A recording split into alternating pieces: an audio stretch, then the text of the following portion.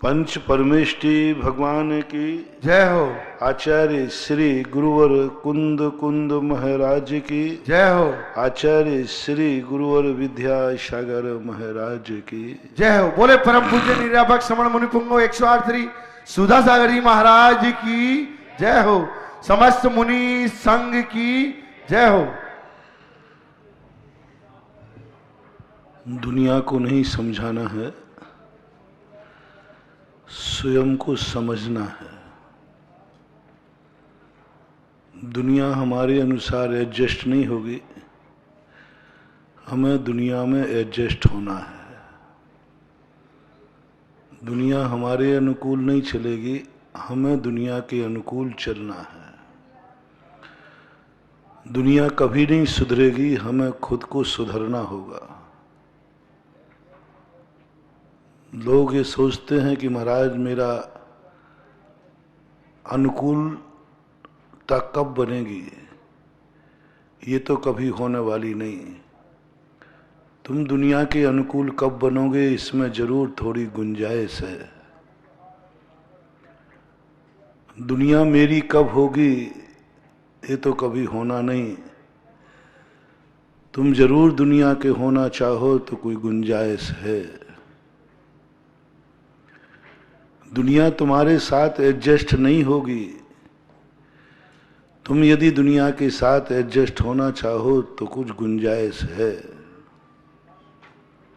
बहुत लोगों के प्रश्न, मेरी सारे अच्छे वातावरण कब होंगे, अच्छे दिन कब आएंगे। अच्छे दिन कभी नहीं आते, हमें खुद अच्छा होना पड़ता है। दिन न कभी अच्छा होता है और न बुरा होता है, हमें खुद को ही अच्छा होना पड़ेगा। दुनिया में कहीं शांति नहीं है महाराज। कहाँ जाऊं जहां शांति मिले, महानुभाव, कहीं शांति नहीं है। स्वयं को ही शांत होना पड़ेगा, कहीं शांति नहीं। दुनिया में 3 लोग देख लो, कहीं भी शांति का कोई दर्शन नहीं है। स्वयं को जरूर अपने अंदर शांति उत्पन्न करना पड़ेगी। दुनिया कभी खुश होने वाली नहीं, हमें ही खुश होना पड़ेगा। दुनिया को हमारे ऊपर दया नहीं आएगी, हमें खुद दयावान होना पड़ेगा। दुनिया कभी हमारे ऊपर दया करने वाली नहीं है, हमें ही दुनिया पर दया करना पड़ेगी। क्योंकि दुनिया तो मगरमच्छ के समान है। दुनिया के संबंध तो मगरमच्छ के समान है। मगरमच्छ हमसे मैत्री नहीं करेगा, हमें ही उससे बना के चलना है। वो हमारे अनुकूल नहीं बनेगा, हमें उसको अनुकूल बनाना है, उसके अनुकूल बनना है। मगरमच्छ क्यों हमारे अनुकूल बनेगा? क्योंकि उसको हमसे कोई खतरा नहीं है, लेकिन हमें दुनिया से खतरा है, तो हमें सावधान रहना है। कोई कहे मेरी जिंदगी के रास्ते में कोई भी ऐसा कोई रास्ता बताओ जिसमें कोई कांटे ना हो, तो प्रकृति कहती है कांटों से रहित कोई रास्ता होते ही नहीं।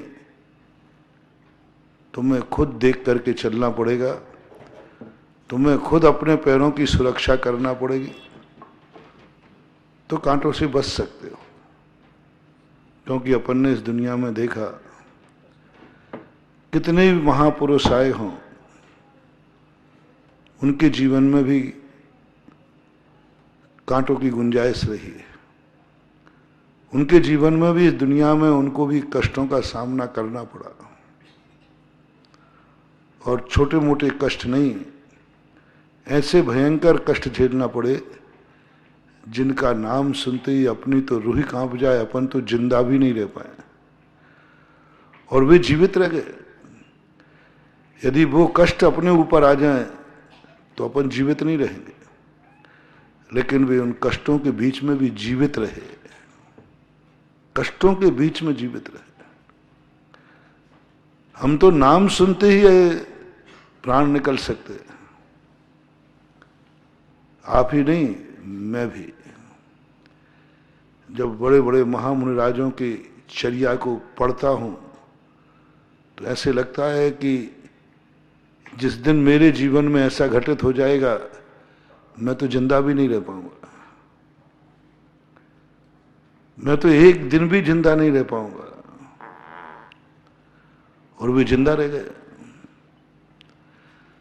सांप शरीर पर चल रहा है, सांप शरीर पर खेल रहा है और उनकी सामायिक हो रही है। गजब। यहां तो हवा खिसक जाएगी।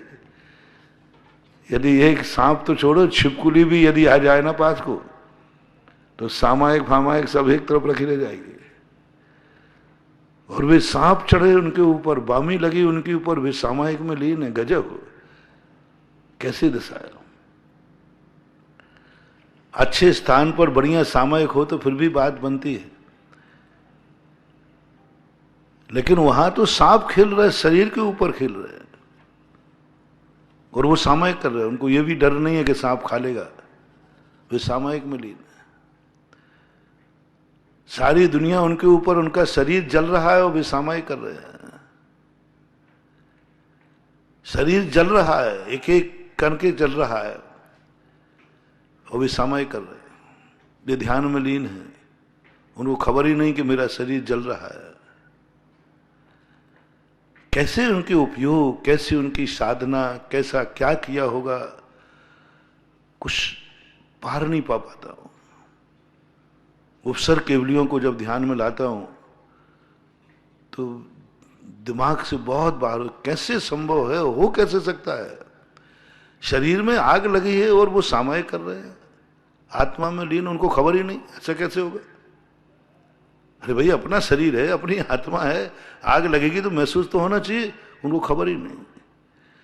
ऐसी कौन सी अंतश्चेतना, ऐसा कौन सा चित्त चमत्कार, ऐसा कौन सी परिणति उन्होंने जाग ली कि शरीर जल रहा है, उन्हें खबर नहीं। शरीर में आग लगा दी, कोई खबर ही नहीं। लोग उसको बोटी बोटी करके खा रहे हैं, उनको खबर नहीं। सामायिक हो रही है। अपने तो सब प्रकार की अनुकूलताएं हों,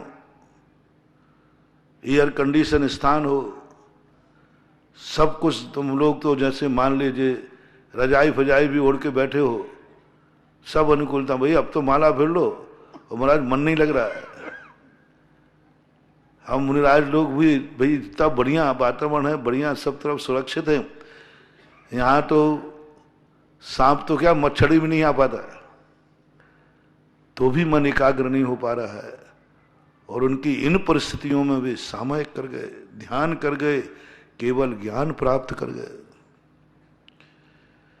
चिलाती पुत्र की आंखें निकाल ली चीलों ने।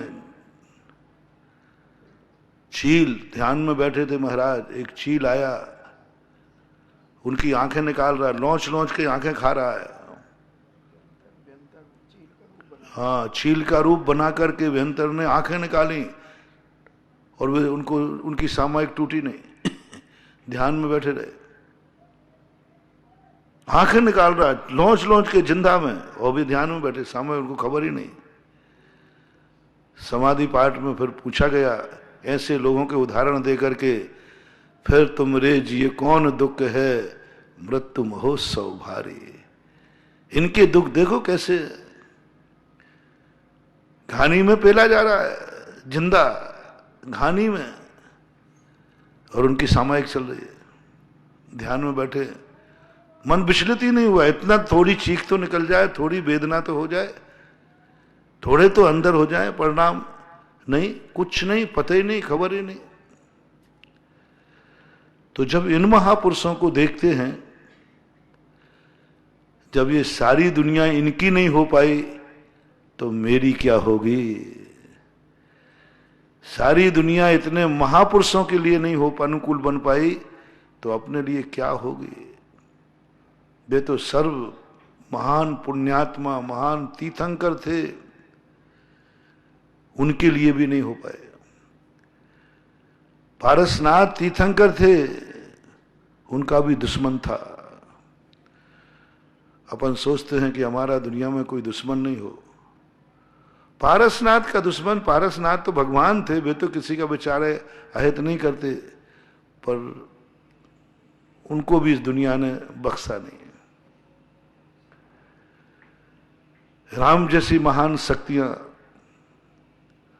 भद्र परिणामी धर्मात्मा पुरुष, राम जैसा धर्मात्मा कौन और राम जैसा दुखिया कौन। मैंने दोनों चित्रों को सामने रखा।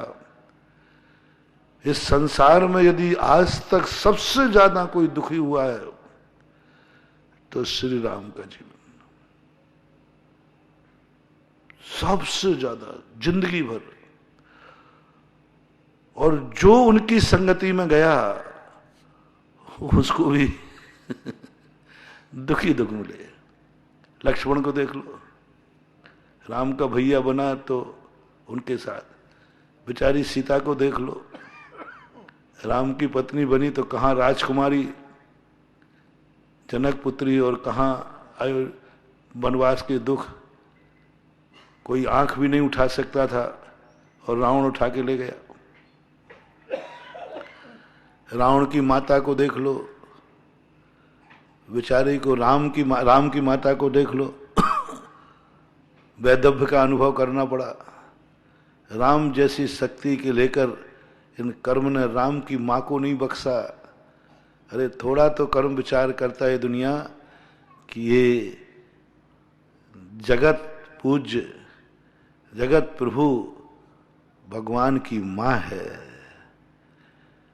अरे संसार में दुनिया कुछ, किसी बड़े आदमी की यदि कोई संबंधित व्यक्ति होता है तो उसको रिस्पेक्ट करता, भैया ये रामचंद्र जी की माँ थी। कम से कम कर्म को, इस दुनिया को सोचना चाहिए था कि ये रामचंद्र जी की माँ है, इसको तो कम से कम बुरे दिन मत दिखाओ। रामचंद्र जी दुनिया में बैठे रहे और माता कौशल्या को वैधव्य का अनुभव करना पड़ा। कैसी है ये दुनिया। माता सोचती थी मेरे जीवन में तो कभी संकट आएगा ही नहीं, क्योंकि मेरे पास तो राम जैसा बेटा है ना, कैसे संकट आएगा। और दुनिया कहती है मैं वो दुनिया हूं जहां मुझे रावण से कोई मतलब नहीं है, मुझे तो दुख देना है, तो चाहे राम की माँ हो चाहे रावण की माँ हो, देना है तो देना है। रामचंद्र जी के पिताजी का मरण कैसा हुआ वैष्णव दर्शन में अनुसार, कैसा बुरी तरह मरे, तड़प तड़प के मरे, कैसी विचित्र स्थिति में उनका मरण हुआ, सबको मालूम। इन सब परिस्थितियों को, इन कथाओं को पढ़ने से अपन को अपनी जो धारणाएं हैं उनको बदलना है।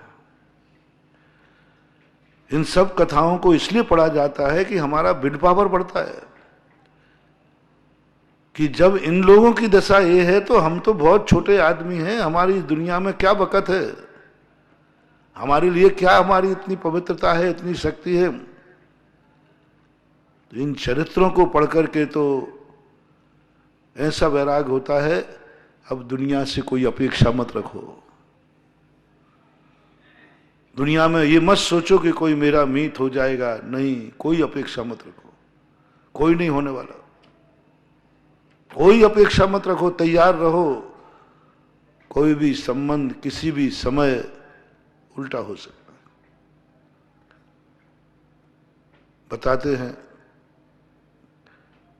कि सारी दुनिया में कौशल्या के ऊपर संदेह किया जा सकता है, लेकिन माता कैकेयी पर संदेह नहीं किया जा सकता। राम को यदि सबसे ज्यादा चाहने वाली कोई माता थी तो कैकेयी, सबसे ज्यादा चाहती, कौशल्या से भी ज्यादा। कौशल्या कहती थी, हे कैकेयी तू राम को इतना चाहती है, ये ठीक नहीं है, कल के दिन कोई बात हुई तो कैसे जिएगा ये राम तुम्हारे बिना, ये तो मुझे ही नहीं समझता कुछ भी। आज सबसे ज्यादा चहेती कैकेयी मां और सबसे ज्यादा दुख किसने दिया? कैकेयी जैसी मां तुम्हारी नहीं हो सकती और कैकेयी जैसी पत्नी भी तुम्हारी नहीं हो सकती। आज संसार में जो कैकेयी जैसी पत्नी किसी की नहीं हो सकती। राजा दशरथ को इतना चाहने वाली, जैन दर्शन और वैष्णव दर्शन में जो कैकेयी का इतिहास पढ़ा, ओहो, दशरथ को प्राणों से प्यारी, युद्ध में बचा के लाई वो, अपने प्राण संकट में डाल करके। और सबसे ज्यादा प्रेम मिला राजा दशरथ को तो कैकेयी को, कैकेयी से, और कैकेयी को चाहते भी थे। और सारी दुनिया कहती थी कैकेयी जैसा प्रेम नहीं, लेकिन आखिर अंत में दशरथ को दुख मिला सबसे ज्यादा तो किससे? अब तुम किसको मानते हो?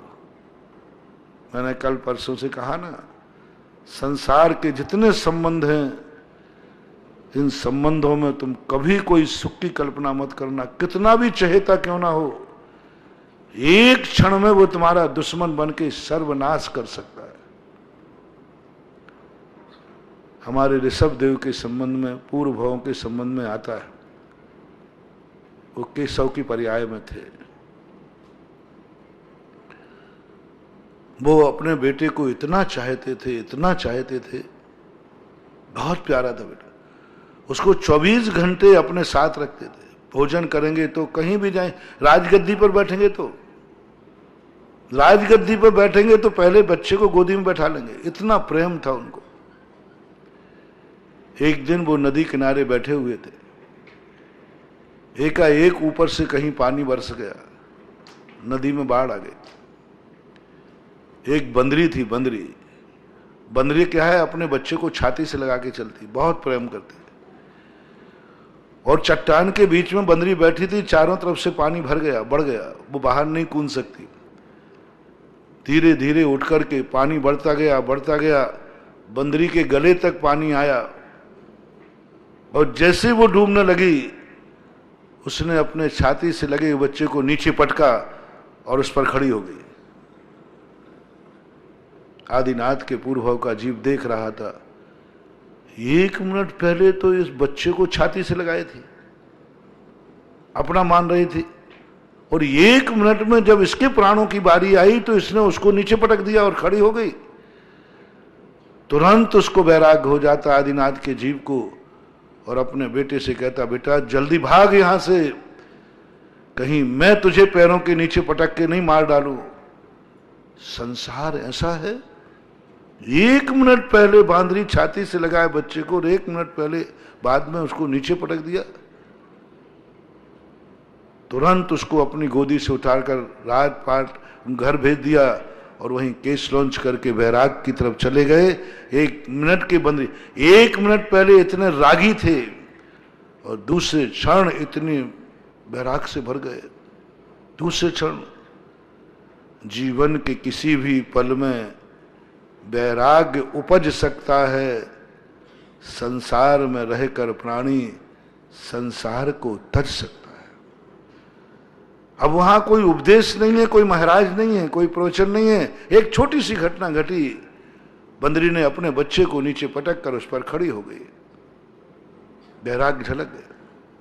जगत काय स्वभाव हुआ संवेग वैराग्य आता, और ऐसा वैराग्य रख गया जो उस बच्चे को प्राणों से प्यारा मानता था, छोड़ दिया, राग वैराग में बदल गया।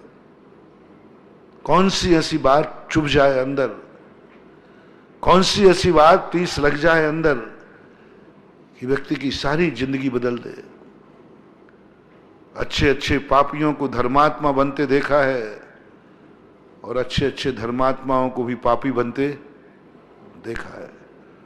बड़े बड़े धर्मात्मा लोग भी शिखर से नीचे गिर गए, और नीचे धरातल में गिरे हुए लोग भी एक छोटी सी घटना बदल दे। ये मन, और खास तौर से पुरुषों का मन बहुत विचित्र होता है। यदि उचट जाए किसी वस्तु से मन, तो फिर सारी 3 लोग आ जाए, उनको नहीं मना पाते। बच्चा मान जाए, स्त्री मान जाए, सब मान जाए, लेकिन पुरुष के दिमाग में कोई घंटी बैठ जाए फिर वो खुलती नहीं। और ऐसे वैराग्य बदल गया और सोच के दंग रह गया, मैं किसको अपना कहूं। कोई भी किसी भी समय अपने से अलग हो जाते। इतने संबंध हैं, सब मगरमच्छों के संबंध हैं। इनसे कोई अपेक्षा मत करना। तुम यदि चाह रहे हो कि हमें पर के अधीन सुख मिल जाएगा, दुखी मिलेगा मानवा, दुखी मिलेगा। जब जब हम किसी से समझेंगे कि ये मेरी जिंदगी में आ जाए तो मैं सुखी हो जाऊंगा, आप बहुत बड़ी भूल कर रहे हो। ये मेरी जिंदगी में आ जाए तो मैं सुखी हो जाऊंगा, बहुत बड़ी भूल कर रहे हो। वह जिंदगी में आने के बाद हो सकता है तुम सबसे ज्यादा दुखी हो जाओ। यही तो सब संसार में हो रहा है। हर व्यक्ति सोच रहा है कि मैं इतना कर लूं तो मैं सुखी हो जाऊंगा, उतने के बाद उसको और दिखता है मैं तो और दुखी हो गया। थोड़ा और आगे बढ़ूं तो सुखी हो जाऊंगा, नहीं और दुखी हो गया। अंत में जाकर के वो कहता है कि मैंने सारी दुनिया देख ली, मुझे कहीं सुख नजर नहीं। जैसे जैसे आगे बढ़ता गया दुखी नजर आते। मैंने ऐसे लोगों को देखा जो कहते महाराज जी बस हमारी जिंदगी में कुछ नहीं है। बोले एक बेटा और बिटिया है तो क्या कर, बस महाराज ये दोनों निपट जाएं। तो निपटने का अर्थ क्या, मतलब मर जाएंगे ऐसा? नहीं नहीं महाराज आप उल्टा मत सोचा करो। आप हमारी भाषा से निपटने का अर्थ इनके शादी ब्याह हो जाए। अच्छा फिर मन फिर तो कुछ नहीं महाराज, फिर तो बस दाल रोटी खाना, प्रभु गुण, कुछ नहीं करना। मैंने पक्का कह रहे हो? बोलो कि हाँ महाराज फिर क्या करना बताओ, आप बताओ। कुछ करना नहीं, हमें तो पेंशन मिलती है, हम रिटायरमेंट है, थोड़ा बहुत है, तो कुछ नहीं, कोई विकल्प ही नहीं। फिर तो आप कहो तो मैं बाबा जी भी बन जाऊंगा, महाराज जी बन जाऊंगा, कुछ दिक्कत ही नहीं, बिल्कुल कोई दिक्कत नहीं, आप जो कहोगे सब कर लूंगा। काकताली न्याय से उनका जो सब कुछ हो गया, बेटा की शादी बिटिया की शादी हो गई। उसके बाद वो कुछ साल 6 महीने बाद आए, बोले महाराज जी बहुत बड़ी गलती हो गई। बोले क्यों? बिटिया की शादी हुई, वो तो इतनी दुखी है कि कुछ पूछो मत, और बहू तो घर में आई है बिल्कुल डायन है। मैंने क्या बात है भाई, क्या बात है, तुम्ही ने तो कहा था। अरे महाराज ये थोड़ी जानते थे, ये थोड़ी जानते थे ऐसा निकलेगा, ऐसा ही निकलता है। यही तो हमारा कल पर विश्वास है कि ये व्यक्ति मेरी जिंदगी में आएगा तो मैं सुखी हो जाऊंगा। बंधु आज मैं तुम्हें दे रहा हूं, आप कोई भी व्यक्ति तुम्हारी जिंदगी में आए तो तुम एक कोने में ये बात जरूर रखना, शायद मैं इसको पाके और दुखी हो जाऊंगा। वैरागी व्यक्ति कैसे सोचता है? हमारे आचार्य से हम लोगों ने शुरू में पूछा उपवास कैसे करना चाहिए, उपवास की हिम्मत कैसे करना चाहिए। बहुत शुरू की बात है, सन 1980 की बात है। गर्मी के दिन थे तो आचार्य से यूं उपवास कर लेते थे, हम लोगों को दिक्कत होती थी। तो आचार्य ने कहा कि उपवास करने का कैसे भाव करना चाहिए। देखो मान लीजिए तुम आहार को जा रहे हो, अंतराय आ जाएगा तो आ सकता है कि नहीं? आ सकता है। तो बस ये सोच लेना कल अष्टमी है, आहार को दूंगा, अंतराय आ जाएगा तो, अंतराय आ जाएगा तो इससे अच्छा है उपवास कर लो, हो जाएगा। ऐसा हो गया तो हो जाएगा, और हो गया। कई विघ्न पड़ सकते, मजबूरी में भी तो अपन कितने कष्टों को सहन करते हैं। आज यदि कोई व्यक्ति अपन को आतंकवादी हो जाए, कोई अपन को बंदूक लगा दे, बोले ध्यान रखना, और हाथ पैर बांध दे, उस समय यदि अपन को मच्छर काट रहे हैं तो हाथ पैर बांध दिए दोनों और मच्छर काट रहा है, आप क्या करोगे? और ये कह दे गर्दन हिलाई तो ध्यान रखना गोली मार देंगे। उस समय मच्छर काट रहा है तो आप क्या करोगे? बोलो ना। सहन कर लोगे। बस ऐसे ही मान लो, माला फेरते समय यदि आतंकवादी बंदूक लगा दे, हाथ पैर कोई मेरे बांध दे, उस समय मच्छर काटे तो मैं सहन करूंगा। मान लो ऐसा हो गया, उतने में माला फेर लो, मच्छरों की याद भी नहीं आएगी। जब एक बंदूक लगाने पर तुम मच्छर के काटने का सहन कर रहे हो, उड़ाओगे भी नहीं। उसने कह रहा देख ये मच्छर बैठा, उड़ गया तो बंदूक मार दूंगा। मान लो मच्छर बैठा, देख ये मच्छर बैठा है, यदि इसको उड़ाया तूने तो बंदूक मार दूंगा। तो अब तुम उसको उड़ाने का भाव करोगे कि बैठा रहे भाव करोगे? जल्दी बोल दो। क्योंकि हैदस क्या फैल गई है, ये उड़ा और बंदूक लगी तो अपन यही कहेंगे बैठा रहे, और पीले और पीले खून खून और पीले, बैठा रहे। यानी हमें ठिकाने लाने के लिए कोई आतंकवादी चाहिए, साधु नहीं। कोई बंदूकधारी चाहिए, कोई आतंकवादी चाहिए, कोई दुष्ट आत्मा चाहिए, तो हम हर कष्ट को सहन करने को तैयार हैं। हम साधुओं की बात नहीं मानते। एक बार मैंने कहा था, अंदर साधु की बात है, बाहर डाकू है। बात तो तुम्हें माननी पड़ेगी। अंदर वाले की बात मानोगे तो साधु की बात मानो, और बाहर जाओगे तो डाकू है, मानना तो पड़ेगा। अब दो में से एक की बात मानना है। कर्म डाकू है, धर्म साधु है। दोनों कष्ट ही कष्ट देते हैं, सुख दोनों नहीं देते, चिंता नहीं करना। जितने जितने धर्मात्मा बनोगे उतने उतने कष्ट आएंगे। देख लो, धर्मात्मा बनने का हम लोगों ने भाव किया, कपड़े तक छीन लिए सर्दी गर्मी के, और बाहर डाकू बढ़ता, कम से कम वो अंडर भी आ तो छोड़ देता है। कितना अंतर है दोनों में। दोनों ने सब कुछ लूट लिया, सब कुछ छुड़ा लिया। साथ धर्म भी कहता है सब कुछ छोड़ दो, और डाकू भी कहता है सब कुछ छोड़ दो, और दोनों ने सब कुछ छोड़ दिया। अंतर कितना आ गया। डाकू के कहने पर जो छोड़ा वो लूट गया ये बोलते हैं, और धर्म के कहने पर छोड़ा उसको त्यागी तपस्वी महाराज कहते हैं। छोड़ना तो है ही, या तो कर्म छुड़ाएगा या साधु धर्म छुड़ाएगा, दो एक है। प्रकृति ने ऐसी मोनोपोली बनाई, ऐसी मोनोपोली बनाई कि इसको एक दिन नंगा तो करना है। नंगा तो करना है। नंगा आया है तो नंगा ही ले जाएंगे।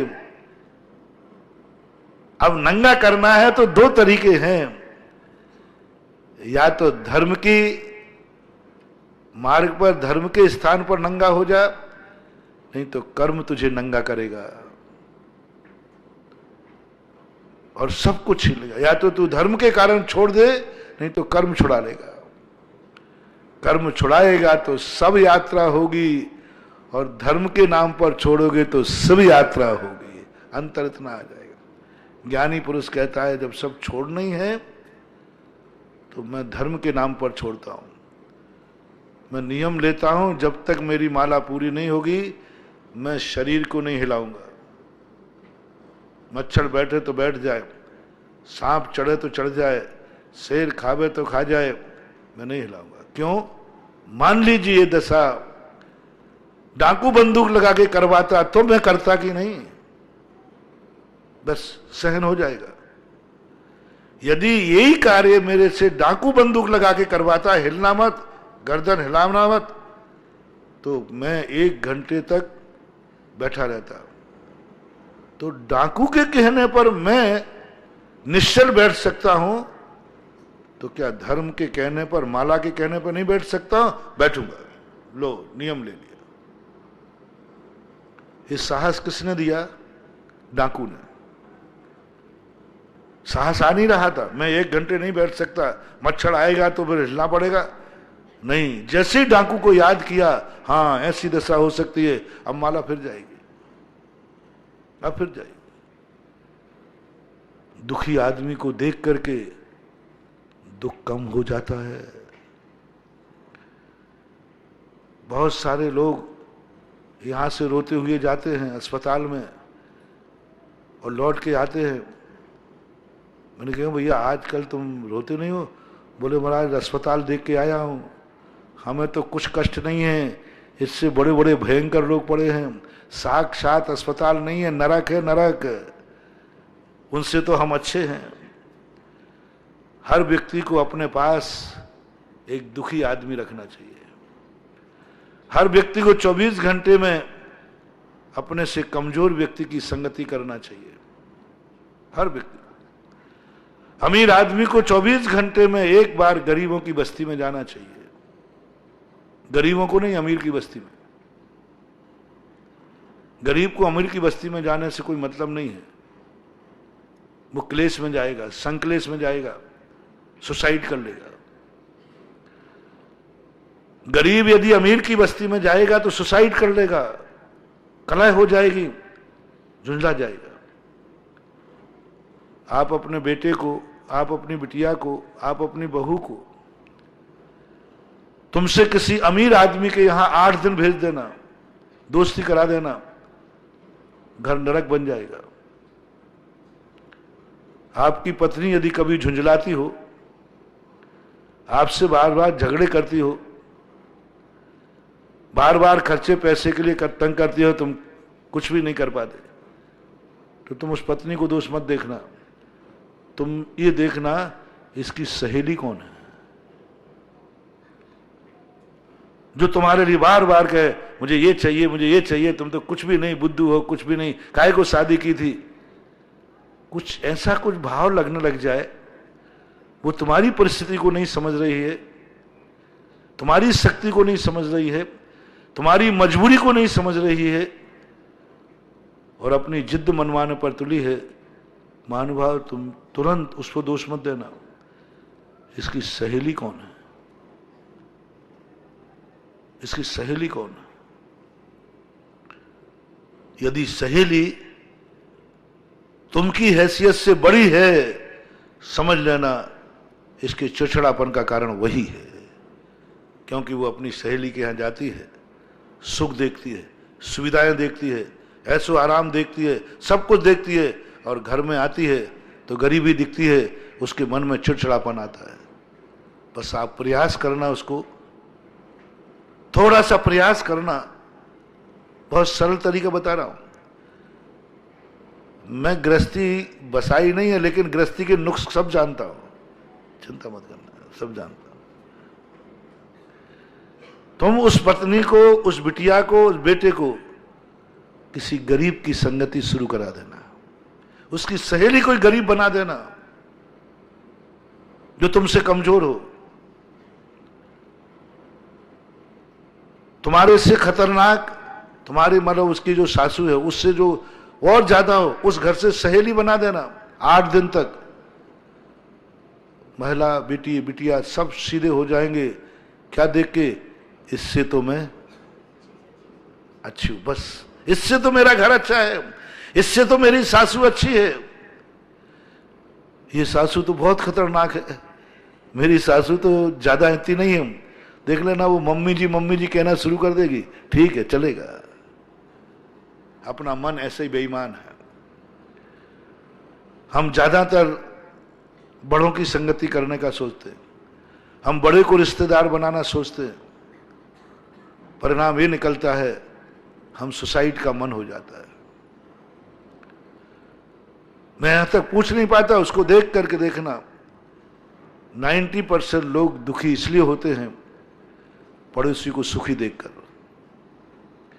90% गरीब इसलिए परेशान हैं अमीरों को देखकर, झुंझलाते हैं, झुंझलाते हैं।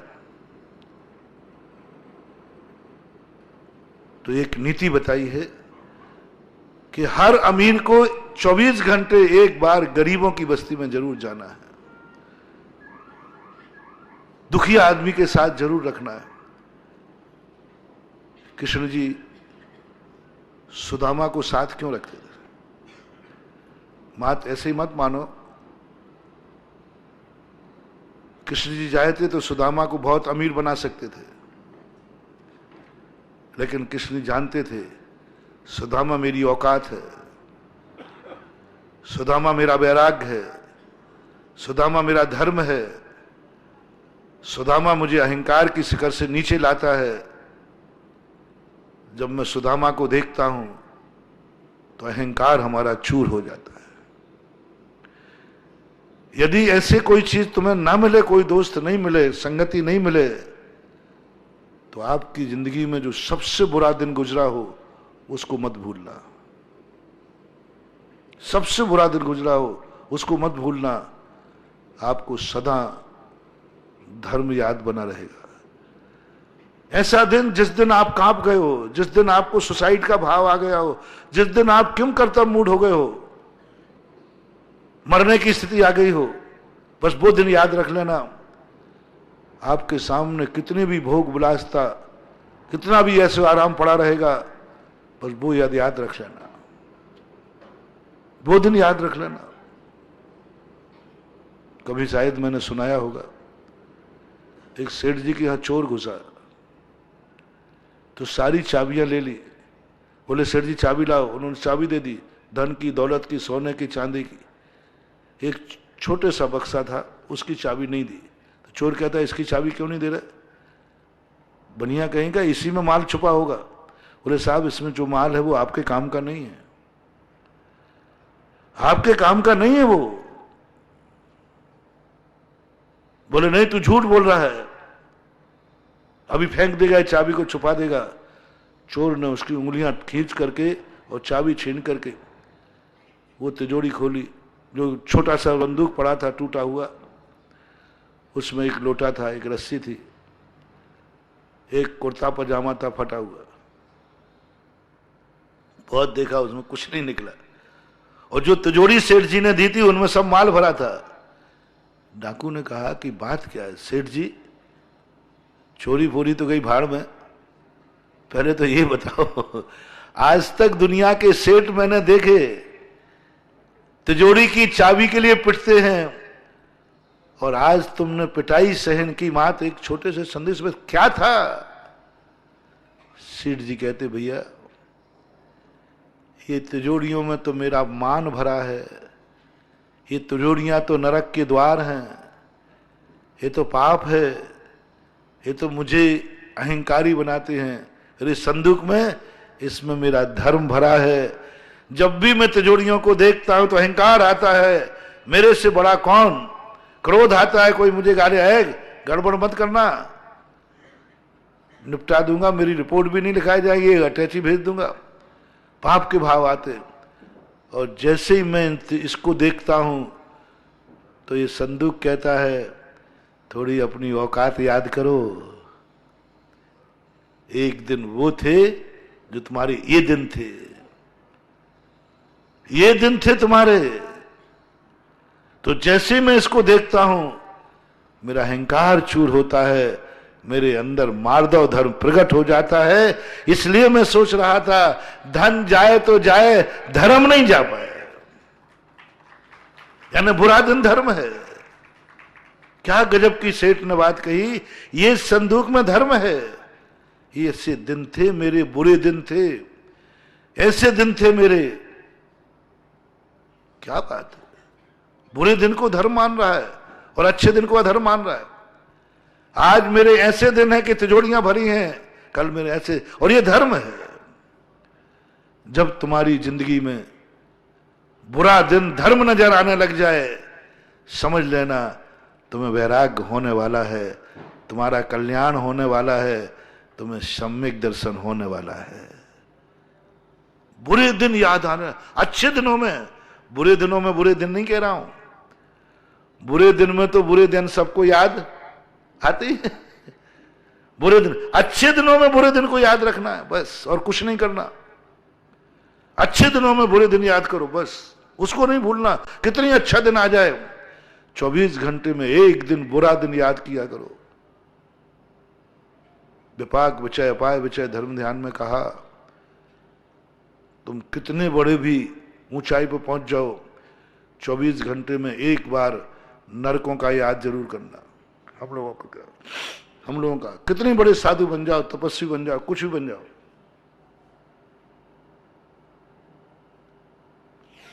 24 घंटे में एक बार अनित्य भावना का चिंतन जरूर करना।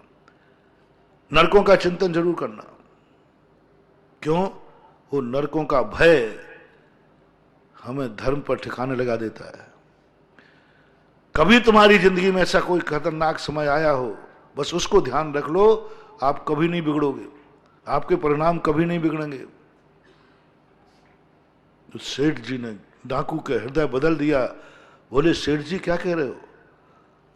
बुरा दिन धर्म हो गया तुम्हारे लिए और अच्छा दिन पाप हो गया। आपके अच्छे दिन है तो तुम कह रहे हो पाप का उदय है। सम्यक दृष्टि की पहचान, जो विगत दिनों में मैंने कहा था, जैसे जैसे पुण्य का उदय बढ़ता है, सम्यक दृष्टि दुखी होता है, बहुत दुखी होता है। आपने साधुओं को देखना, जितनी सुख सुविधाएं साधु को बढ़ती हैं वो दुखी होता है, और जितना जितना दुख बढ़ता है उतना खुशी होता है। साधु का लक्षण है। विपदाओं के तरफ जाते हैं तो दुख होता है, ऐसा संसारी प्राणी। और ज्ञानी कहता है नहीं, विपदा में कोई ज्यादा खतरा नहीं है, पुण्य के उदय में खतरा है। जो मैंने 2-3 दिन पहले भी कहा था, क्या कभी आप अच्छे दिनों से उबे हो? क्या आप कभी पुण्य के उदय से घबराए हैं? क्या जब चारों तरफ से तुम्हारी पवारा थी तब तुम्हें कभी घबराहट हुई? जब तुम्हारी चारों तरफ से अच्छी पवारा थी तो क्या भगवान याद आया? क्या नमोकार मंत्र याद आया?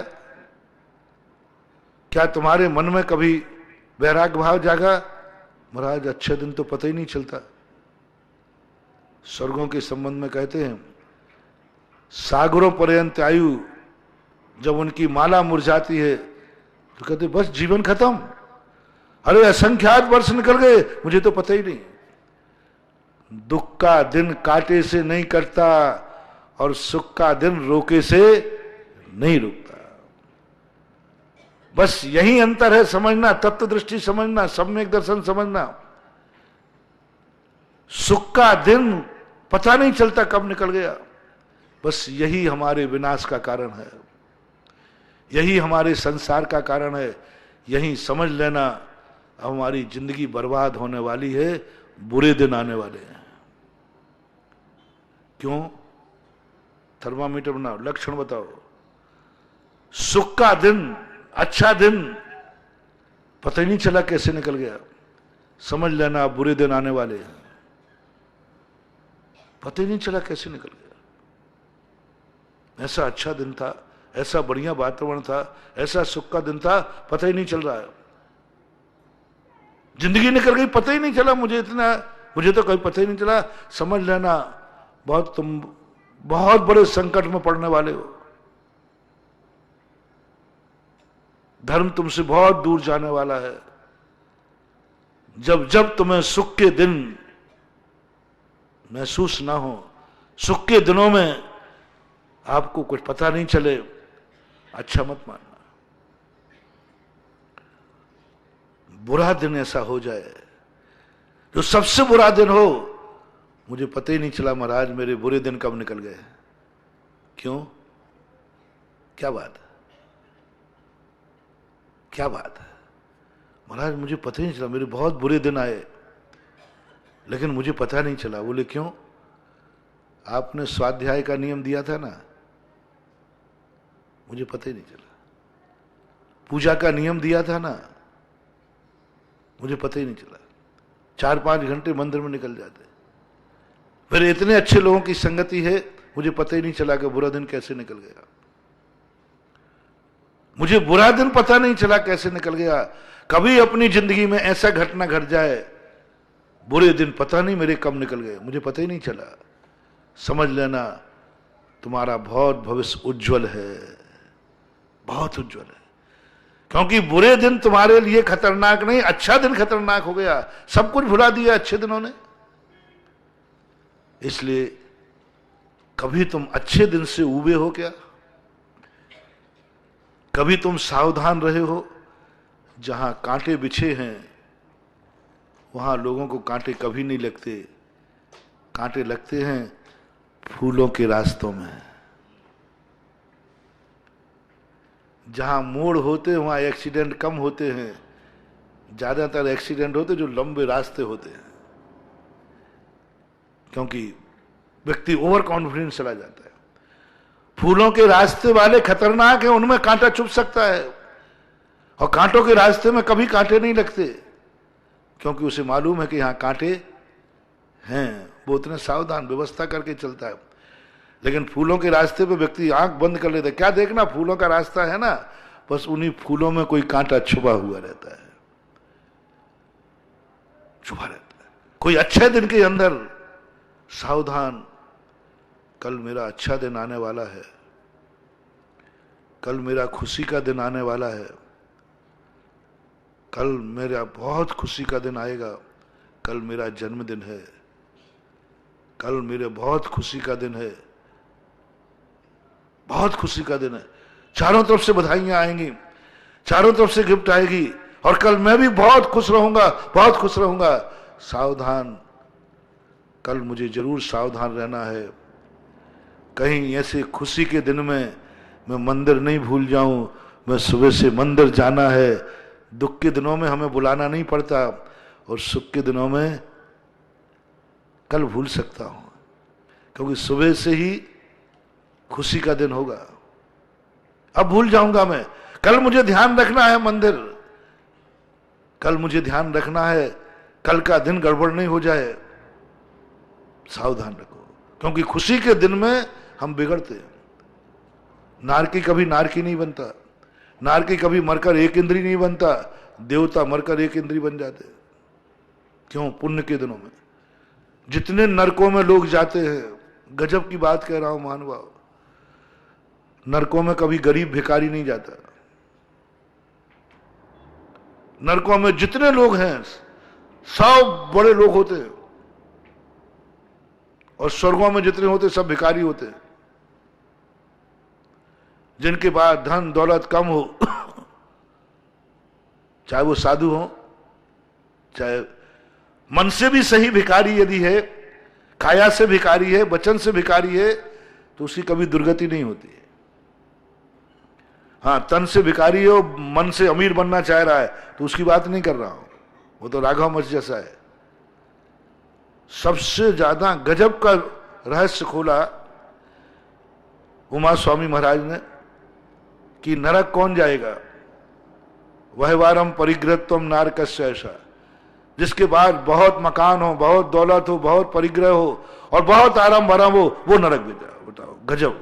सारे सेठियों को निकाले लाइन पर लगा दिया, इसलिए सारे सेठों ने तत्वार सूत्र पढ़ना बंद कर दिया।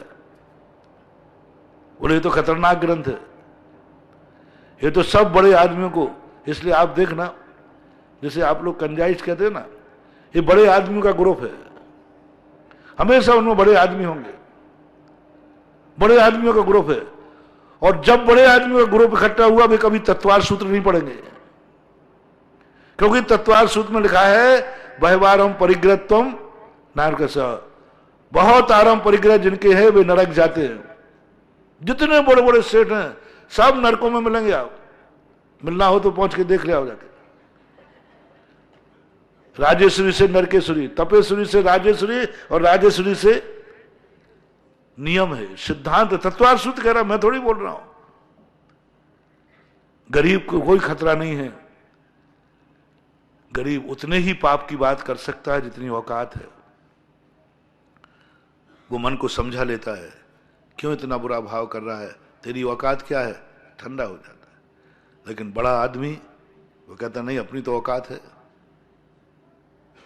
अपनी तो औकात है, अपन तो कैसे भी करके कर सकते हैं। रावण यदि अमीर आदमी नहीं होता तो इतना बड़ा पापी भी नहीं होता, क्योंकि उसको अपनी शक्ति पर, अपने धन दौलत पर बहुत अहंकार था। बोले कौन क्या करेगा, मैं सबको बस में कर लूंगा। इसलिए आप लोगों से मेरा कहना है, अच्छे दिनों से घबराओ, बुरे दिनों से मत घबराओ। इसलिए एक भजन में कहा ना, दुख ही मानव की संपत्ति है, तू दुख से क्यों घबराता है। रामचंद्र जी के जीवन में दुख नहीं आते तो आज रामचंद्र जी मंदिर में नहीं होते, आज दुनिया के आदर्श नहीं बनते।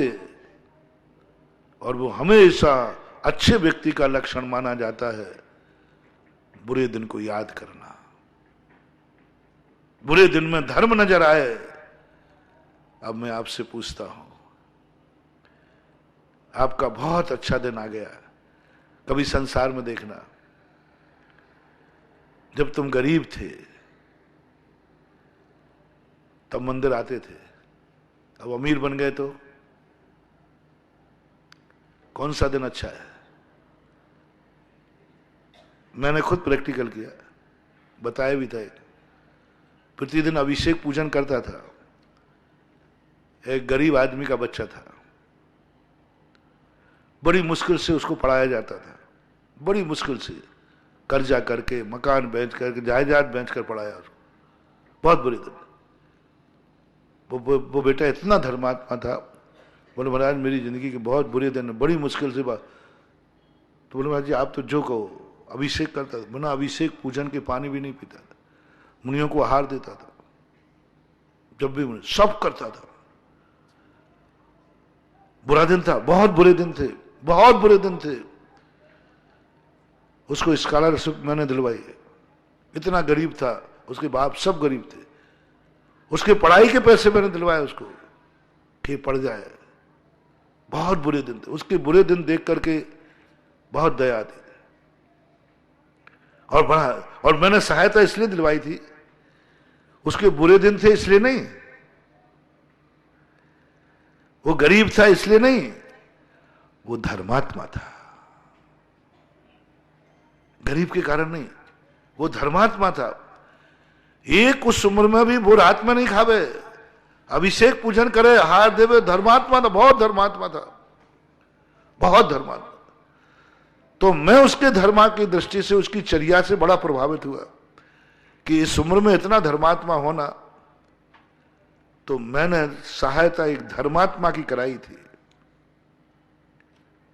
गरीब की नहीं, दुखी की नहीं। गरीब और दुखियों से मुझे कोई फर्क नहीं पड़ता, चिंता मत करना। मैं गरीबों पर, दुखियों से कभी दुखी नहीं होता। गरीब और दुखी धर्मात्मा हो तो जरूर मैं दुखी हो जाता हूं, फिर सोचता हूं ये धर्मात्मा दुखी नहीं होना चाहिए। पापी आदमी दुखी रहे, मुझे कोई ऐतराज नहीं है। गुटखा खाने वालों को कैंसर हो जाए, मुझे कोई दर्द नहीं होता, जो नहीं खाता उसको नहीं हो जाए ये दर्द जरूर होता है। गुटखा खाने वालों को हो जाए 100 बार, होना ही चाहिए, मेरा तो वरदान है। मैं तो यही माला फेरता हूं, भगवान जो जो गुटखा खाए एक भी नहीं बचना चाहिए, पक्का माला। मैं तो बिल्कुल उल्टी भावना है। जो गुटखा तंबाकू खाते हैं, यदि भगवान पूछे कि तुम्हारी इनके संबंध में राय क्या है, तो मैं कहना भगवान एक भी नहीं बचना है, सबको कैंसर होना चाहिए, होना ही चाहिए। और उसमें जैनी और हो तो पक्का भगवान छोड़ना ही मत। जैनी को तो कैंसर होना ही चाहिए, गुटखा खाने वाले को, मेरा मत है। और जैनी को यदि कैंसर होता है गुटखा खाने वाले को, तो मैं जैन धर्म का अतिशय मानता हूं। फिर मैं गर्व से दुनिया में कहूंगा जैन धर्म में अतिशय है। बोले प्रमाण क्या है? हर जैनी को कैंसर होता है जो गुटखा खाता है। अब देखना, मेरा दिमाग मालूम ना, अब उल्टा चल रहा है ना। जैन धर्म का अतिशय मानना चाहिए कि जैनी को गुटखा खाए, और क्योंकि वो जैनी होकर गुटखा खा रहा है। और यदि महातिशय बताऊं, उस दिन मैं जैन धर्म को महातिशय घोषित करूंगा, जो जो मेरे भक्त हैं वे गुटखा खाए तो उनको तो कैंसर होना ही चाहिए, पक्का। मेरा भक्त जो मेरा नाम लेवे और कहे मैं तो सुधा सागर को मानता हूं, भगवान बस मेरी आपसे प्रार्थना है, इसको मत छोड़ना, इसको मत छोड़ना, इसको तो 2-3 बार खाने ही में निपटा देना। तो फिर मैं समझ लूंगा कि मेरे में अतिशय है, मेरे में अतिशय, मेरे नाम में अतिशय। उस दिन समझूंगा जिस दिन मेरे भक्त को, जब भी मेरे भक्त को गुटखा खाने वाला कैंसर होता है, तो वे लोग आते महाराज जी कैंसर हो गया, तो सोचता मेरे भक्त की लिस्ट में था कि नहीं था, तो मैं तुरंत अपनी फीट ठोकता हूं, सुधा सागर में अतिशय है। क्यों? साधु के निकट जाने के बाद भी पाप नहीं छूटा तो फिर कब छूटेगा? साधु के निकट जाने के बाद पाप नहीं छूटा, तू साधु को पा गया फिर भी पाप नहीं छूटा तो डूबना निश्चित है। हनुमान जी रामचंद्र जी से यही तो कहते हैं कि रामचंद्र हनुमान जी ये बताओ मेरा पत्थर क्यों डूबता है, तेरा पत्थर क्यों टूटता है? बोले भगवान इतनी सी बात है, जो आपके हाथ में आया हो पत्थर जिसे आप छोड़ रहे हो और जो आपसे छूट रहा है, जो भगवान से छूटेगा वो डूबेगा नहीं तो क्या खाक तैरेगा? आपके हाथ में आकर आप छोड़ रहे हो, भगवान जिसे छोड़ता है वो डूबेगा और भगवान को जो छोड़ता है वो डूबेगा। और मेरा पत्थर भगवान को छोड़ नहीं रहा है, अपने हृदय पर भगवान का नाम लिख रहा है। ये रहस्य है प्रभु। ये पत्थर कैसा दुर्भागा है जो आपके हाथ में पहुंचने के बाद और आप छोड़ रहे हो उसे। जिसे भगवान छोड़ देता है उसे डूबना निश्चित ही है। तू महाराज के पास जाकर के फिर भी पाप नहीं छोड़ पाया, और सबसे ज्यादा तो उनका खतरा है। ओहो, हम तो महाराज के पास दूरी रहते। क्यों? वो किसी ने शिकायत कर दी गुटखा की तो मैं गुटखा खाता हूं, मैं रात्रि भोजन करता हूं, मेरे पास ये दोष है, इसलिए मैं महाराज से दूरी रहता हूं। ओहो, सावधान हो जाओ रे। यानी एक गुटखा इतना कीमती कि तू गुटखा को नहीं छोड़ सकता, महाराज को छोड़ सकता है। बर्बादी के दिन आ गए। दोनों का निर्णय करना है, महाराज को छोड़ दिया, गुटखा नहीं छोड़ा, डूबने का दिन आ गया। बहुत करुणा दया करके कह रहे बाद में मत कहना। यदि कोई दोष के कारण से, कोई बुराई के कारण से तुम्हें महाराजों से डर लग रहा है, सावधान हो जाना, बहुत बुरे दिन आने वाले हैं तुम्हारे। क्यों? जब जब तुम्हारे पास बुराई आवे तब तक तुम्हें महाराजों से नहीं डरना। अच्छाई वाले जो अच्छे लोग होते हैं ना, जिनमें कोई बुराई नहीं है, उनको महाराज के पास आने की जरूरत नहीं है। महाराजों के पास कौन आवे? जिनके पास बुराइयां हो। जब तुम्हारे मन में कोई बुराई आ जाए तो जरूर तुम साधु की संगति करना, क्योंकि मेरे में एक बुराई है। समझ लेना आपके बहुत अच्छे दिन आने वाले, क्योंकि आप बुरे दिनों में और बुराई में, जिनके पास जो बुराई हो वो जरूर मंदिर आया करें, वो जरूर गुरु के पास आया करें, और वे जरूर प्रवचन में आया करें।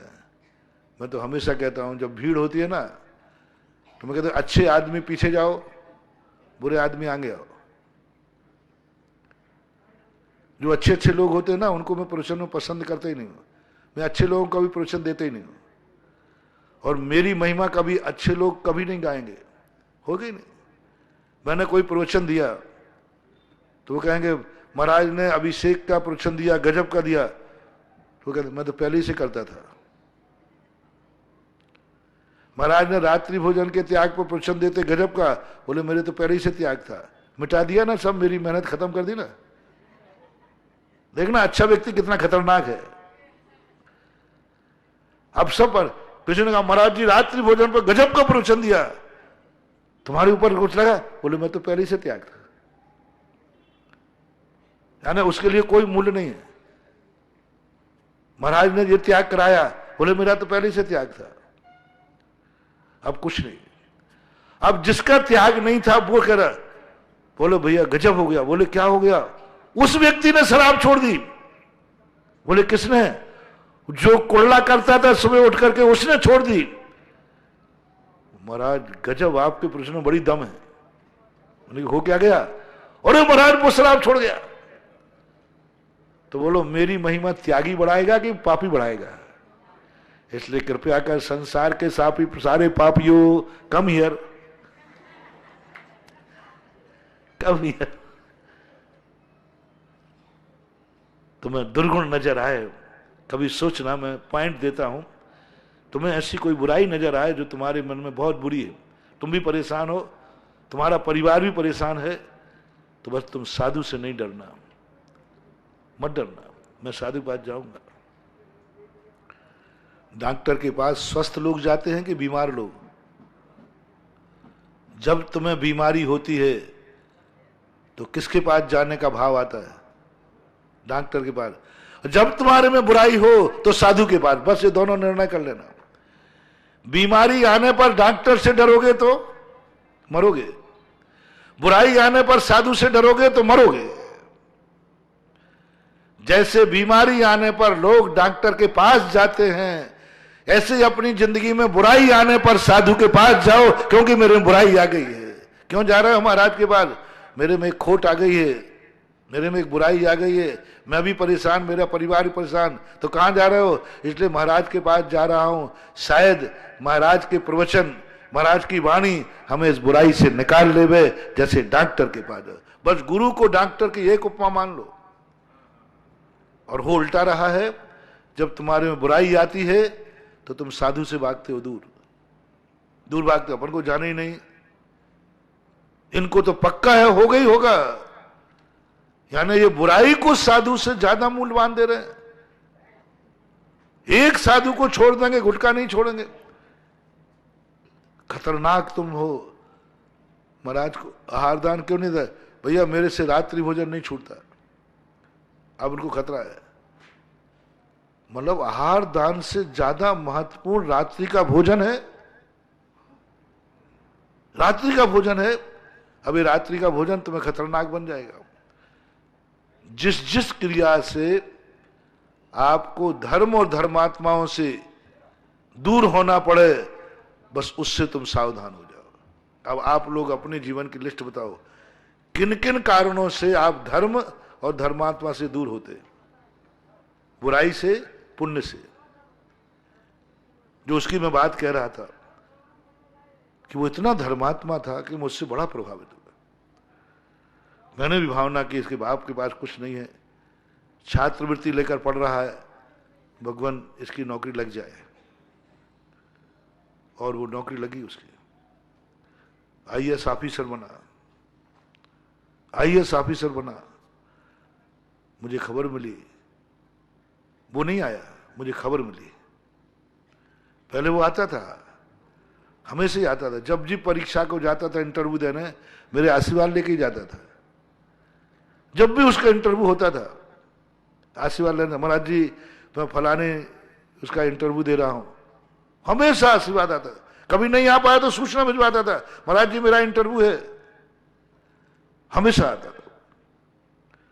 उसकी नौकरी लगी, वो नहीं आया, आभार मानने नहीं आया, वो कहने भी नहीं आया।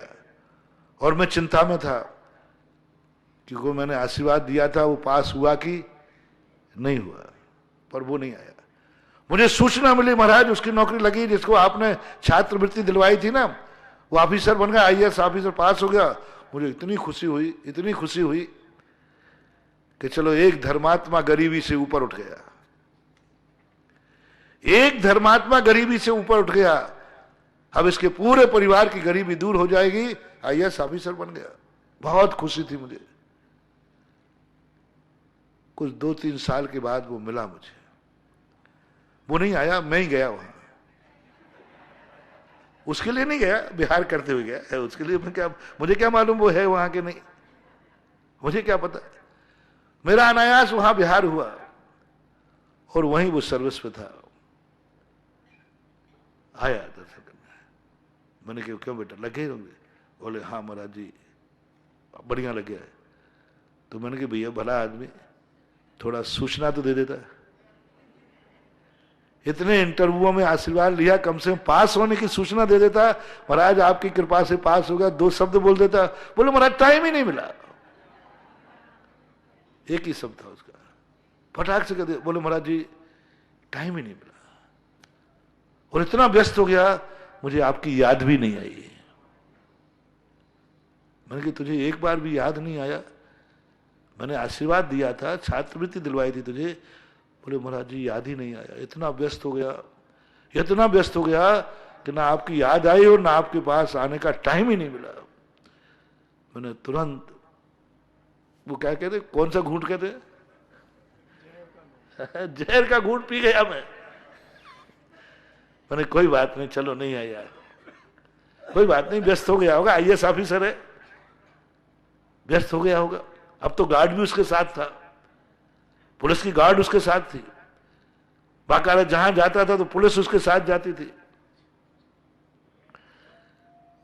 मेरे बहुत साहस करके मैंने पूछा, नियम तो ठीक ठाक चल रहे होंगे ना अभिषेक पूजन का? बोले बार मैं अब अभिषेक करूं, IAS, I am IAS officer. Murad ji क्या कहेंगे लोग, लोग क्या कहेंगे इनके, मैं आईएएस ऑफिसर होकर के अभिषेक करूं, धोती दुपट्टा पहनूं? मुराद जी आप तो मेरी इज्जत धूल में मिलवा दोगे, अब करूं मैं, अब? मैंने कि आज हार देने का मन नहीं। बोले महाराज अब मैं पड़काने खड़ा हूं, अब मैं करूं अत्रो अत्रो तुष्टो तुष्टो, आपको हार दूं? महाराज ऑफिसर देखो ये कितने गार्ड लगी है हमारे पास, देखो हमारे पीछे कितने लोग आ रहे हैं, कितनी गाड़ियां खड़ी हैं, इनके सामने मैं पड़काने खड़ा हो जाऊं? मेरी जिंदगी में बहुत बड़ा झटका लगा। उस दिन के बाद अब मैं किसी को इतना आशीर्वाद नहीं देता। बहुत गरीब आते हैं, बहुत दुखी आते हैं, बहुत धर्मात्मा आते हैं, मेरा जितना मैंने उसके साथ किया, अब नहीं, अब आशीर्वाद दे देता हूं ठीक है, लेकिन आकुल व्याकुल नहीं होता, पूरी ताकत नहीं लगाता। बहुत झटका मुझे ऐसे लगा कि भगवान मेरे से गलती, मैंने प्रायश्चित लिया, मैंने भगवान के सामने आलोचना की, भगवान गलती मेरी है, काश ये गरीब बना रहता तो आज सवेरे से अभिषेक कर रहा होता, काश से दुखी बना रहता तो साधु को पड़घान करके हार दे रहा होता। आज ये ऑफिसर बन गया, धर्म छूट गया, सब कुछ छूट गया, मंदिर छूट गया, धर्म छूट गया, महाराज छूट गए, सब कुछ छूट गया। बोलो मैंने अच्छा किया कि बुरा किया? बोलो जल्दी बोल दो। चलो किया मत बोलो, तुम बोल नहीं पाओगे क्योंकि मेरे लिए गलत नहीं ठहरा पाओगे। ये अच्छा हुआ कि बुरा हुआ? किया ने लगा कि हुआ लगा दो। यदि मैं कहूँगा मैंने अच्छा किया तो तुम लोग नहीं नहीं आपने तो अच्छा ही किया था, आप तो यही कहोगे ना, तुम्हारी हिम्मत नहीं है। मैं अब इतना पूछ रहा हूं, ये अच्छा हुआ कि बुरा हुआ? अब जल्दी बोलो, जोर से बोलो। बस बुरा हुआ, बहुत बुरा हुआ, बहुत बुरा हुआ। बस यहीं पर हम साधु लोग चेताते हैं, कहीं ऐसा बुरा ना हो जाए कि हम ऊंचाइयों को पहुंचे और जमीन खिसकती जाए, धरातल चली जाए। यदि वो उस दिन बुरे दिन याद कर लेता जिस दिन उसका रिजल्ट आया था, जिस दिन मेरा उसका रिजल्ट आया था, इंटरव्यू के पहले जितना मैं याद आता था, जितना वो आशीर्वाद लेने की बात करता था, इतना यदि रिजल्ट खुलने के बाद याद कर लेता तो शायद उसके दोनों हाथ में लड्डू होते, दोनों हाथ में लड्डू होते। उतनी तेजी से नहीं, पहले तो हम कुछ नहीं, पहले तो हम गुरु के पास आशीर्वाद लेने जाएंगे। और अब जिंदगी में मैं अभिषेक पूजन नहीं छोड़ूंगा, उसी के बल पर मैं यहां पहुंचा हूं। तो उसके दोनों हाथ सज जाते, संसार भी सज जाता और परमार्थ भी सज जाता। ऐसी गलती कितने % लोग करते हैं संसार में? कितने % लोग करते हैं? जैसे अच्छे दिन आते ही बुरे दिन भूल जाते हैं। कितने %? अच्छे दिनों में बुरे दिन भूल जाते हैं। अभी मैं वे दिन नहीं पूछ रहा हूं, बुरे दिनों में अच्छे दिन किनको याद आते हैं? बोलते नहीं हो। मान लो अपना बुरा दिन आ जाए तो अच्छे दिन बहुत याद आते हैं। सबको कहेंगे अरे मालूम हमारा भैया एक दिन ऐसा था, एक दिन ऐसा था, सबको सुनाएंगे। और अच्छे दिनों में बुरे दिन किसको याद आते हैं? कितना % मानो? अच्छा दिन आ गया आज अपना, अब बुरे दिन कितनों को याद आते? कितना %? बहुत कम, 1% आ जाए बस। बंधुओं, यही मैं कहना चाह रहा हूं। अच्छे दिनों में बुरे दिन याद आ जाएं, समझ लेना तुम्हारा कभी बुरा दिन नहीं आएगा। ये मंत्र दे रहा हूं। अच्छे दिनों में बुरे दिन याद आ जाएं, तुम्हारे कभी बुरे दिन नहीं आएंगे। और अच्छे दिनों में बुरे दिन भूल जाओगे तो तुम्हारा बुरा दिन बहुत जल्दी आने वाला है, निश्चित समझना। मैं इसलिए याद दिलाना चाहता हूं जिससे आपका अच्छा दिन है कभी बुरा दिन आवे ही नहीं। बुरे दिन याद करने में ही बुरे दिन से बच सकते हैं, तो इससे सस्ता और क्या होगा? बोलो, बुरा दिन आना ठीक है कि बुरे दिन को याद करना ठीक है? सरल सस्ता कौन सा है? बोलो ना, कितनी सस्ती सी बात करे। पूज्यवर कार्तिकेय स्वामी ने यही बात तो कही, बेटा यदि बुरा दिन भूल गया तो बुरा दिन आएगा। तो अब देख ले, बुरा दिन आना ठीक है कि बुरे दिन को याद करना ठीक है? तो ज्ञानी कहता है मैं तो सुबह उठ करके दोनों टाइम बुरे दिन को याद कर लूंगा कि एक दिन मेरा बुरा दिन था, एक दिन ये था। उसका कभी बुरा दिन आएगा ही नहीं, क्योंकि बुरे दिन याद करने वाला कभी बुरा आदमी बनेगा ही नहीं। बुरे दिन याद करने वाले का कभी नहीं छूटेगा, कितना ही ऊंचा पहुंचा दो, कितने ही ऊंचाई पर पहुंचा दो। भरत चक्रवर्ती 6 खंड का अधिपति होकर के बुरे दिन को कभी नहीं भूलता था, कभी नहीं भूलता था। वो जानता था कि संसार में बड़े बड़े चक्रवर्ती भी धूल में मिलते देखे गए, धूल में मिलते देखे। और उसने कई बार दुनिया को सबक भी सिखाया, देखो मैं कैसे राज्य करता हूं।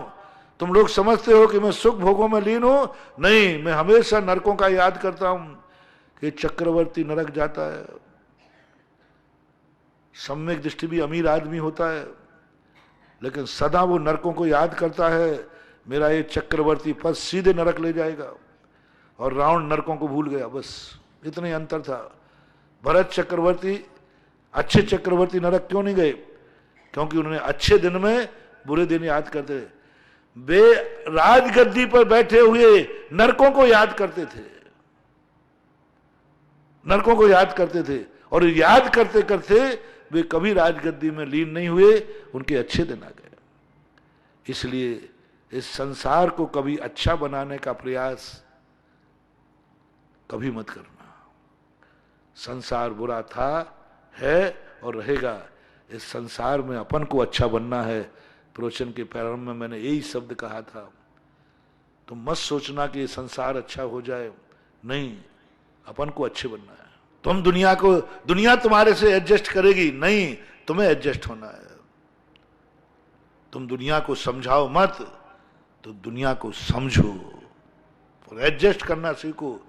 दुनिया तो मगरमच्छ थी, है और रहेगी। मगरमच्छ तुमसे एडजस्ट नहीं करेगा, तुम्हें मगरमच्छ से एडजस्ट करना है, तुम्हें करना है। डाकू साधु से समझौता नहीं करेगा, साधु को डाकू से समझौता करना है। डाकू कभी सिलेंडर नहीं होता। सिलेंडर कौन होता है?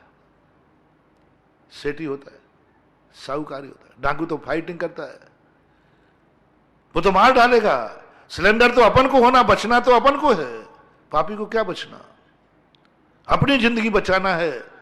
और अपनी जिंदगी के लिए बस जो अभी दैनिक प्रवचन चल रहे हैं, तुम अपने चाहे परिवार में रहो चाहे संसार में रहो, मानस बना लो आज से कि मैं किसी को अपने अनुसार एडजस्ट करने की कभी सोचूंगा ही नहीं। मेरे गुरु ने कहा कभी दुनिया तुम्हारे से एडजस्ट नहीं होगी, बस आज से पुरुषार्थ करना है, मुझे एडजस्ट होना है। कोई मेरे से दोस्ती नहीं करेगा क्योंकि दुनिया मगरमच्छ है, लेकिन मेरे गुरु ने कहा है तुम मगर से दोस्ती करना, मगर तुमसे नहीं करेगा। पारसनाथ ने सबक दे दिया। राजा ने कहा पारसनाथ से, तुम क्यों जाते हो, वो तुम्हारे पास आएगा। तुमने तो कोई गलती ही नहीं की, तुम्हारा तो कोई अपराध ही नहीं है, तुम उसके पास जा रहे हो। अरे गलती उसकी की वो तुमसे क्षमा मांगे। बहुत सारे लोग ऐसा कहते हैं, धारणा है महाराज मेरी गलती नहीं, मैं क्षमा क्यों मांगू। आप 10 लोगों से पूछ लीजिए कि मेरी कोई गलती नहीं है, सामने वाली गलती है, फिर मैं क्षमा क्यों मांगू। बेटा क्षमा तो तुम्हें ही मांगना पड़ेगी, क्षमा तो तुम्हें मांगना पड़ेगी, क्योंकि तुमने गलती नहीं की है। सुन रहे हो ना, क्षमा तो तुम्हें ही मांगना पड़ेगी क्योंकि तुमने गलती नहीं की है। यही धर्मात्मा की नीति है और यही तुम्हारे गुरु का नियम है। तुम क्षमा मांगो, क्यों? बोले तुमने गलती क्यों नहीं की, तुमने गलती नहीं। वो मांगेगा नहीं, वो तो नहीं मांगेगा, वो तो मगरमच्छ है। यदि वो क्षमा मांगता तो गलती करती क्यों। वायुभूति कहते हैं राजा से, राजा साहब वो क्षमा नहीं मांगेगा, वो नहीं आएगा, वो मर जाएगा, मैं जानता हूं अपने भाई को, वो मर जाएगा, नहीं आएगा, मुझे ही जाना होगा। कमठ को मगरमच्छ मानो, आप अपने दुश्मन को मगरमच्छ मानो, इस दुनिया को मगरमच्छ मानो और आप थोड़ी देर के लिए पारसनाथ बन जाए। कायदा से कमठ को पारसनाथ के पास क्षमा मांगने आना था या पारसनाथ को कमठ के पास जाना था। लेकिन पारसनाथ गए, पारसनाथ गए मगरमच्छ से दोस्ती करने, पारसनाथ गए मगरमच्छ से हाथ मिलाने। ओहो क्या गजब, क्या गजब। पारसनाथ मगरमच्छ से भी दुष्ट जाकमठ, उससे हाथ मिलाने गए, उससे दोस्ती करने गए, उसको भाई कहने गए, उसके चरणों में गिरे, कमर पर मगर के कमट के। लेकिन मगरमच्छ तो मगरमच्छ ही था, 12 मन की सिलावर पटक दी। अब तो कम से कम पारसनाथ को चेतना चाहिए। अब तो पारसनाथ संकल्प कर लें, बहुत हो गई, 3 बार क्षमा मांग के आया, अब तो नहीं जाऊंगा महाराज। आपके कहने पर मैं 1 बार चला गया, वो सीधी मुंह बात नहीं कर रहा है, फिर 1 बार और चला जाए। महाराज देखो आप गड़बड़ मत करना, आपका चेला हूं तो इसका अर्थ है ना बार बार मुझे भी। मैं 3 बार उसके यहां हो आया फिर भी नहीं गया। बेटा 3 बार नहीं, 300 बार नहीं, जिंदगी भर जाना पड़ेगा तो तुझे ही जाना पड़ेगा, वो नहीं आएगा, क्योंकि वो मगरमच्छ है। धर्मात्मा ही झुकता है, पापी कट जाता है, झुकता नहीं है। पापी कट जाता है, झुकता नहीं। जैसा झुका है धर्मात्मा झुका है, धर्मात्मा ही हाथ जोड़े खड़ा रहता है, क्योंकि वो धर्मात्मा है। पारसनाथ 10 भाव तक झुकता रहा। कमठ ने आकर के, कमठ कहता है मुझे नहीं चाहिए तू, तेरे से दोस्ती नहीं करूंगा। पारसनाथ कहते मैं तो करूंगा, मुझे तो पानी पीना है ना, मैं तो करूंगा। मुझे तो भगवान बनना है ना, मुझे तो अमृत पीना है ना, मुझे तो वह परमानंद आनंद लेना है, इसलिए मैं तो तेरे से दोस्ती करूंगा। तू मेरे से भली मत कर तो नहीं कर। बंधुओं, दुष्ट तुमसे दोस्ती करें या नहीं करें, तुम दोस्त से जरूर दोस्ती करना। कितने दुष्ट हैं साधुओं के, लेकिन साधु जब भी उठता है शत्रुषु मैत्री, बहुत दुष्ट हैं साधुओं के, लेकिन साधु कभी किसी को दुष्ट नहीं मानता, क्योंकि साधु जानता है कि दुष्ट कभी मेरे से दोस्ती नहीं करेगा, मुझे ही करना है। आनंद किसको लेना है, प्यास किसको लगी है, पानी किसको पीना है, मुझे पीना है। तो अटकी किसकी है, अपनी अटकी है, धर्मात्मा की अटकी है।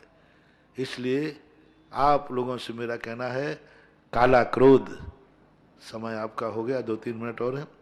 काला क्रोध, अपनों के ऊपर कभी क्रोध नहीं करना।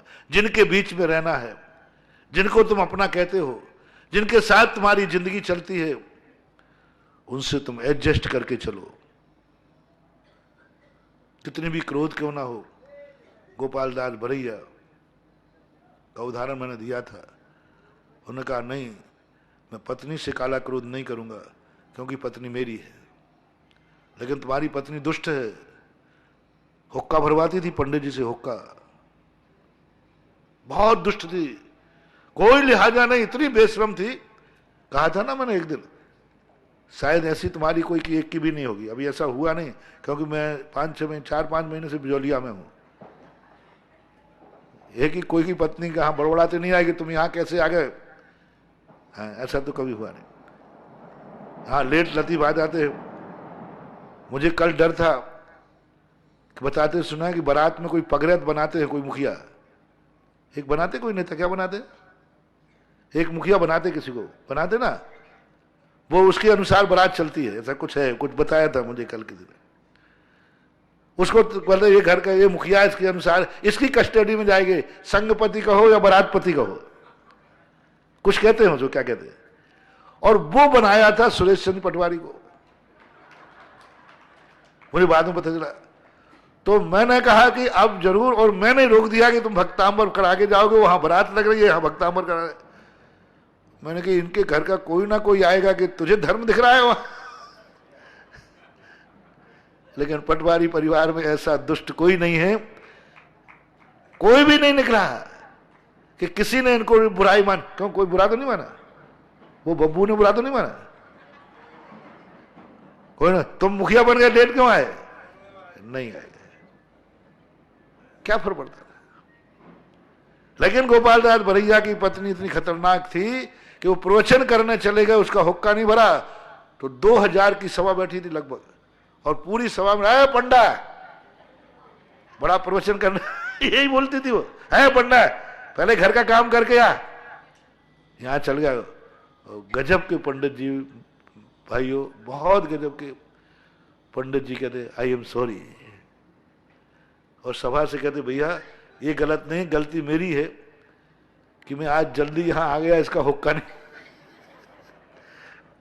पंडित जी गद्दी से उतरे, यथार्थ घटना है। यहाँ तुम्हारे जो मुरैना है ना, मुरैना के थे वो पंडित जी, ऐसे नहीं कि कोई काल्पनिक घटना हो। वे गद्दी से उठे, घर गए, हुक्का भर के आए, और घर का काम करके फिर आगे प्रवचन दिया। और श्रोता भी कैसे बैठे रहे, सब श्रोता कैसे श्रोता थे, एक श्रोता नहीं उठा। और पंडित जी भी कैसे थे, क्रोध नहीं किया। पंडित जी कैसे, क्यों, बोले मेरी पत्नी है, मैं मेरों पर क्रोध करना काला क्रोध है, मैं तो नहीं करूंगा, पर वो कर रही है, उसका वो जाने। ये तो मुझे विवाह करने के पहले सोचना चाहिए था। हर व्यक्ति को विवाह करने के पहले सोचना है मेरी पत्नी गोपाल दास भरैया जैसी निकल सकती है। उसके बावजूद भी तुम्हें क्रोध नहीं करना है, क्योंकि अपनों पर क्रोध करना काला क्रोध कहलाता है। अपनों पर क्रोध करना, या तो अपना बनाओ मत, सीधा निकाल दो, मैं अपना बनाऊंगा ही नहीं किसी को, तो फिर तुम्हें क्रोध करने की छूट है। लेकिन अपना बनाकर क्रोध करना ये काला क्रोध के अंतर्गत आता है। इस काला क्रोध से संबंध में अपन समझ रहे हैं, और आज बहुत सारी बातें अपने जीवन को शिक्षाप्रद मिली। इतने कह के विराम करता हूं। महावीर भगवान है कि